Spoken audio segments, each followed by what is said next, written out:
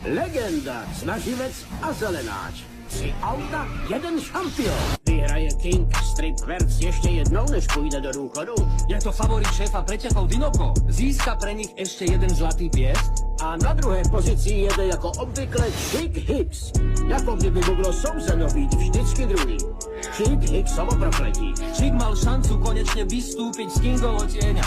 Ale kto by čakal, že sa objaví Les McQueen? Myslím, že to nečekal vůbec nikdo. Tento mladík byl na začátku sezóny úplně neznámý, ale dneska ho zná každý. Bude prvým nováčikom, ktorý vyhrá zlatý piest a sponzorstvo Dinoco? Legenda, snaživec a zelenáč. 3 auta, 1 šampión. Vyhraje King Strip Querts ještě jednou, než půjde do důchodu. Je to favorit šéfa preťahov Dinoco. Získa pre nich ešte jeden zlatý piest. A na druhé pozici jede jako obvykle Chick Hicks. Jako kdyby mu bylo souzeno být vždycky druhý. Chick Hicksovo prokletí. Chick mal šancu konečne vystúpiť z Kingovo tieňa.